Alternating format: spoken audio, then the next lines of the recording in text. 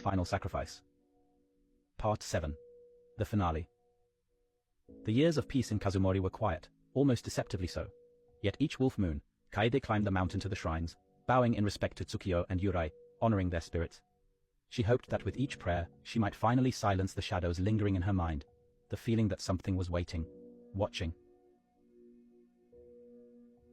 The snow had fallen heavy that winter, cloaking the mountain in a blanket of cold silence. On the night of the wolf moon, Kaede woke with a start, her breath frosting in the frigid air. She was sure she'd heard it, a low, long howl that sent a shiver down her spine. She tried to shake it off, telling herself it was nothing more than a wolf wandering too close to the village. But as she lay still, she heard something else. A voice, whispering her name.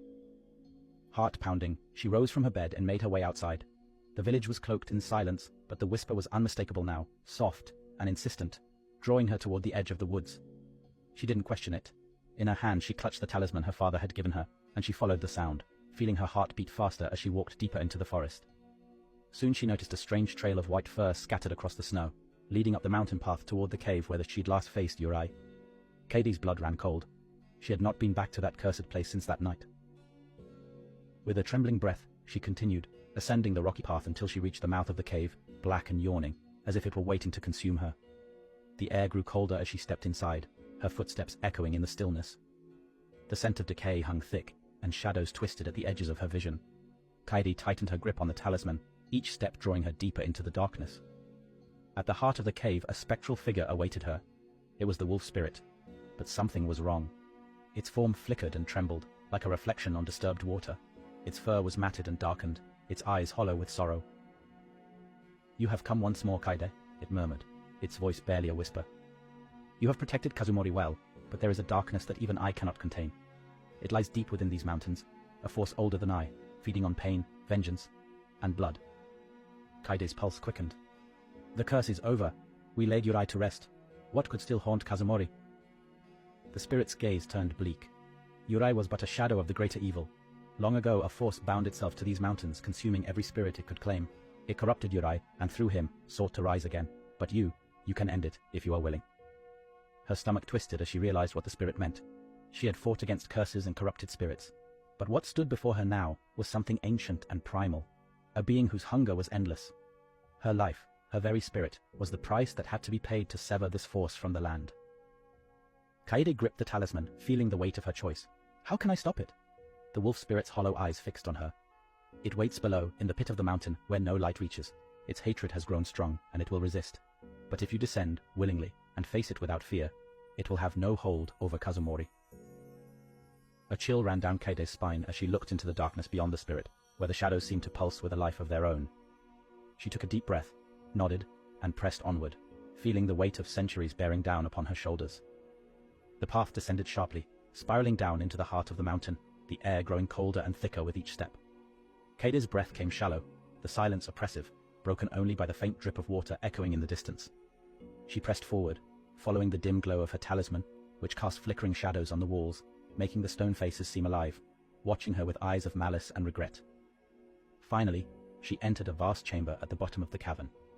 The walls were covered in ancient, twisted symbols, pulsing with a faint red glow as though they were wounds upon the stone itself.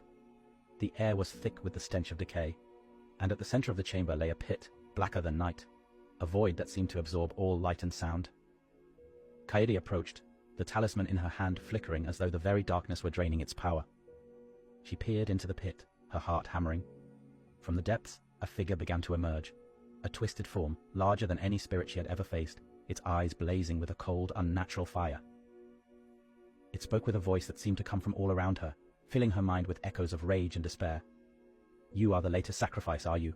it hissed, its words like nails scraping across stone. "Another fool, come to end what cannot be ended."